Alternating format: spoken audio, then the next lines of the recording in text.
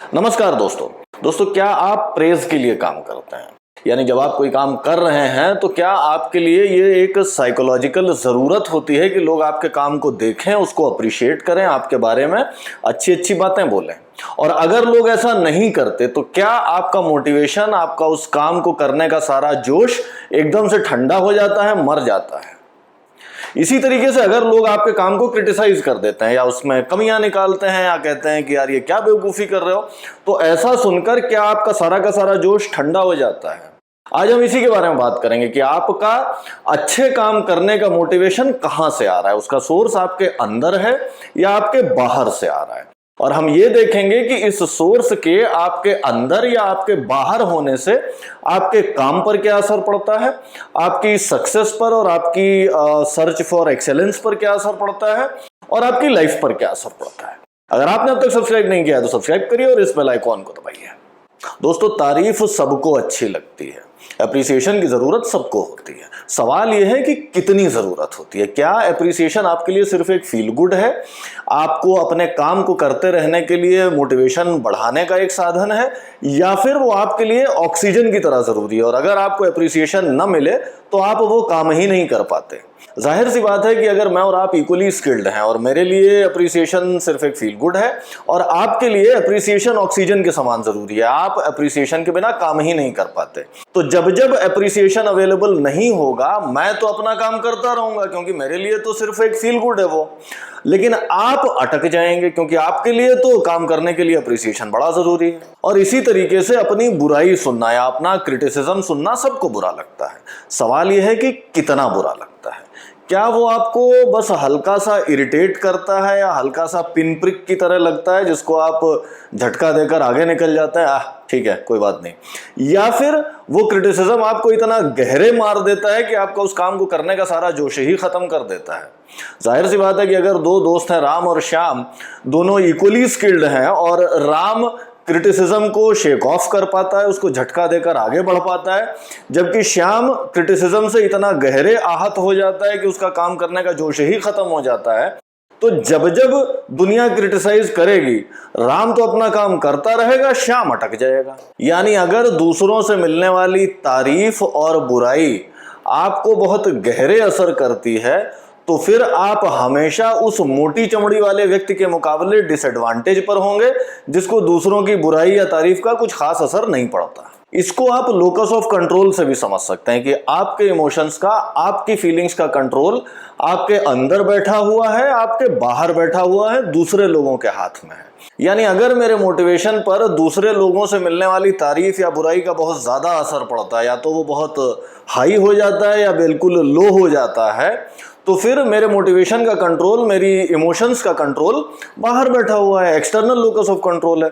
वहीं दूसरी तरफ अगर मैं मोटी चमड़ी वाला आदमी हूं और दूसरों की बुराई या तारीफ करने से मेरा मोटिवेशन ऊपर और नीचे कुछ खास नहीं होता, तो फिर मैं इंटरनल लोकस ऑफ कंट्रोल वाला आदमी हूं। अब आप कहेंगे कि चलिए ये तो समझ में आया, लेकिन एक्सटर्नल लोकस ऑफ कंट्रोल से नुकसान क्या है? कहानी सुनाता हूं मैं आपको। एक बार एक बाप बेटा अपने पड़ोस के गांव के बाजार से एक गाय लेने गए। जब वो गाय लेकर के वापस आ रहे थे तो उन्हें पेड़ के नीचे रास्ते में 2-3 लोग बैठे दिखाई दिए।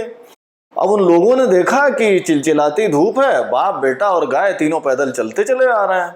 वो जो लोग थे पेड़ के नीचे बैठे हुए थे वो सब हंसने लगे, बोले देखो कैसे बेवकूफ है, जानवर साथ में लिए जा रहे हैं फिर भी पैदल चल रहे हैं, ये नहीं कि उसके ऊपर बैठे ही जाएं। बाप बेटे ने कहा यार बात तो सही कह रहा है। तो फिर बाप बेटा दोनों गाय के ऊपर बैठ गए। थोड़ी दूर आगे चले तो उसके बाद एक और पेड़ मिला, उसके नीचे 3-4 लोग और बैठे थे। बोले देखो कैसे जालिम लोग हैं, एक बेचारे बेजुबान जानवर के ऊपर दोनों बैठे हुए हैं। तो बाप बेटे को लगा यार ये भी बात सही कह रहे हैं। तो बाप ने बेटे से कहा कि बेटा तू बैठ जा, मैं चलता हूँ पैदल। तो वो ऐसा किया उन्होंने कि वो पिताजी जो थे वो साथ साथ पैदल चलने लगे, बेटे को गाय के ऊपर बैठा दिया। थोड़ी दूर बाद आगे पहुंचे तो एक और पेड़ दिखाई दिया, उसके नीचे 2-3 लोग और बैठे थे। उन्होंने कहा यार देखो कैसा जालिम बेटा है, अपने बूढ़े बाप को पैदल चला रहा है और खुद गाय के ऊपर बैठा है। बेटे को बात समझ में आई, बोला यार बात तो सही कह रहा है। तो उसने अपने पिताजी से कहा कि पिताजी आप बैठ जाओ, मैं चलता हूँ पैदल। ठीक है। फिर बेटा पैदल चलने लगा और बाप गाय के ऊपर बैठ गया। थोड़ी दूर के बाद एक पेड़ और दिखाई दिया, उसके नीचे 3-4 लोग और बैठे थे। बोले यार देखो कैसा कमीना बाप है, अपने फूल जैसे बच्चे को पैदल चला रहा है और खुद गाय के ऊपर बैठा हुआ है। बाप को समझ में आया, उसने कहा यार बात तो सही है। तो बाप गाय से उतरा और उसने गाय को उठाकर अपने कंधे पे बैठा लिया कि यार चलो ठीक है, मैं ही लिए चलता हूँ, जानवर बेचारा क्यों थकेगा, तीनों आदमी क्यों थकेंगे। थोड़ी दूर के बाद वो फिर एक पेड़ के पास पहुंचे, वहां 3-4 लोग और बैठे थे। वो उनको देख करके हंसने लगे, बोले यार देखो कैसे बेवकूफ है, 4 पैर वाला जानवर है और उसको कंधे पे बैठा के लिए जा रहे हैं। एक कॉम्बिनेशन और बचता है, लेकिन आप पॉइंट समझ गए होंगे। देखिए, दुनिया तो जो उसका मन है वो कहेगी ही कहेगी, और दुनिया को ना तो आप खुश कर पाएंगे ना ही आप कंट्रोल कर पाएंगे कि वो आपसे क्या कहते हैं। और इसीलिए अगर आप एक्सटर्नल लोकस ऑफ कंट्रोल से चल रहे हैं, या दुनिया क्या कहेगी, दुनिया आपकी तारीफ करेगी या बुराई करेगी, इसके ऊपर आपके इमोशंस चेंज हो जाते हैं, तो फिर आप इन बाप बेटों की तरह कभी इस टांग पर, कभी उस टांग पर, फिर कभी वापस इस टांग पर और फिर कभी इस टांग पर, ऐसे ही कूदते रह जाएंगे। अच्छा, लोकस ऑफ कंट्रोल की एक और खास बात यह है कि ये आपके सोचने का एक फंडामेंटल मॉडल बन जाता है और दूसरे फील्ड्स में भी एक्सपेंड कर जाता है। जैसे अगर मैं इंटरनल लोकस ऑफ कंट्रोल का आदमी हूं तो मुझे ऐसा फील होता है कि मेरी जो सफलताएं हैं या जो मेरी असफलताएं हैं वो मेरे अपने कामों की वजह से हैं, मेरे अपने एक्शंस की वजह से है, मेरे अपने सोचने के तरीके की वजह से है।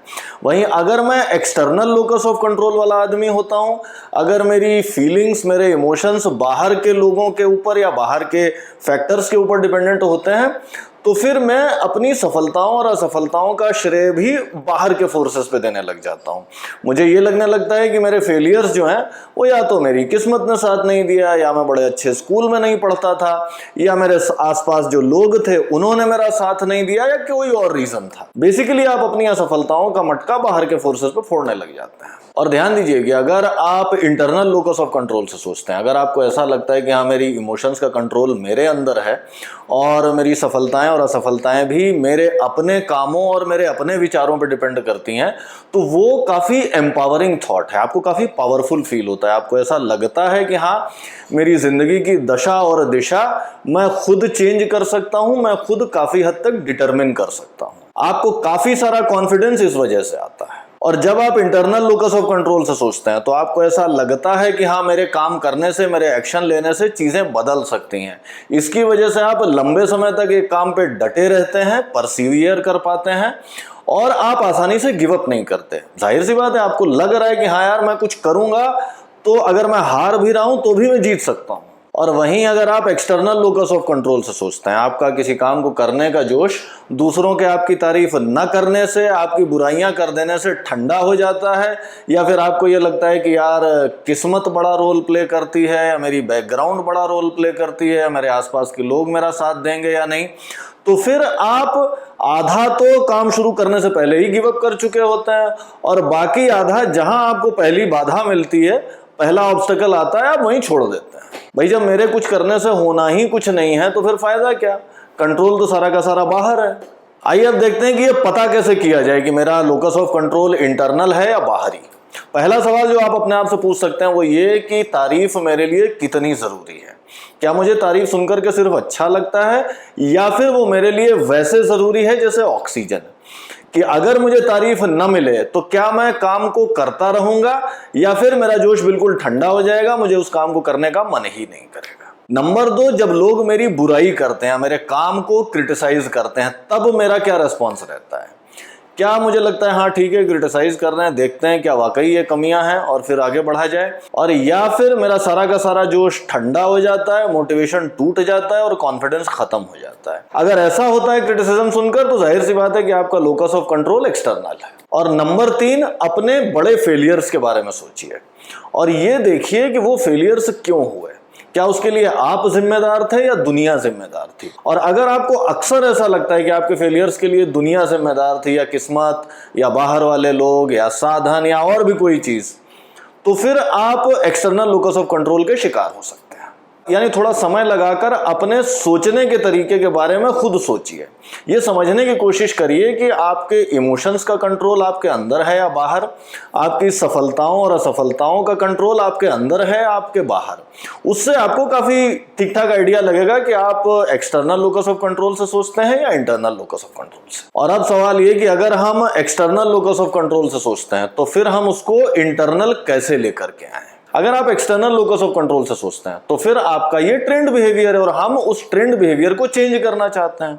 जाहिर सी बात है कि ट्रेंड बिहेवियर को चेंज करना आसान नहीं होगा, ओवरनाइट नहीं होगा, एक रात में नहीं होगा, समय लगेगा। और नंबर 3, बिना असफलताओं के, बिना फेलियर्स के नहीं होगा। आपको कई बार कोशिश करनी पड़ेगी। शुरुआत में असफलताएं ज्यादा होंगी, आप एक्सटर्नल से इंटरनल लोकस ऑफ कंट्रोल की तरह सोचने की कोशिश करेंगे, लेकिन बार बार आपका दिमाग अपने पुराने बिहेवियर पर चला जाएगा। आपको इस चीज को समझना पड़ेगा कि बार बार कोशिश करनी पड़ेगी, लंबे समय तक कोशिश करनी पड़ेगी और कई बार असफलताओं का सामना भी करना पड़ेगा, और उसके बाद ही आप अपनी एक्सटर्नल लोकस ऑफ कंट्रोल वाली सोच को इंटरनल लोकस ऑफ कंट्रोल वाली सोच बना पाएंगे। चलिए मान लेते हैं कि अब आप कहते हैं कि ठीक है, मैं समय देने के लिए भी तैयार हूं, मैं मेहनत करने के लिए भी तैयार हूं और मैं बहुत सारी असफलताएं झेलने के लिए भी तैयार हूं। किया क्या जाए? सिंपल है, अपने दिमाग को इंटरनल लोकस ऑफ कंट्रोल से सोचने के लिए फोर्स करिए।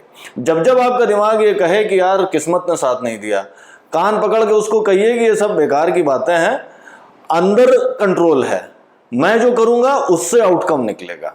जब जब आपका दिमाग आपको ये कहे कि यार लोगों ने साथ नहीं दिया या लोग मुझे बड़ा क्रिटिसाइज करते हैं, इससे मेरा जोश डाउन हो जाता है, आप अपने दिमाग के कान पकड़िए और उसको समझाइए कि भैया कंट्रोल अंदर लाना पड़ेगा, ये सोचने का तरीका गलत है, मैं अपने अंदर कंट्रोल लेकर के आता हूं, इमोशंस को, मोटिवेशन को खुद कंट्रोल करूंगा और अपने रिजल्ट्स को भी मैं खुद ही कंट्रोल करूंगा। जैसा मैंने पहले कहा, आपका दिमाग एक जिद्दी घोड़े की तरह बार बार अपने पुराने डिफॉल्ट सोचने के तरीकों की तरफ भागेगा। अगर आपकी training external locus of control से सोचने की है तो बार बार आपका दिमाग उधर ही भागेगा। आपको उसको एक मजबूत सवार की तरह रोकना है, कंट्रोल करना है और उसको फोर्स करना है कि भैया एक्सटर्नल नहीं, इंटरनल कंट्रोल के हिसाब से सोचो। ध्यान दीजिए कि हम सब रिपीट एक्शन और रिपीट एक्सपोजर से ट्रेन हो जाते हैं, बेसिक ह्यूमन ट्रेट है।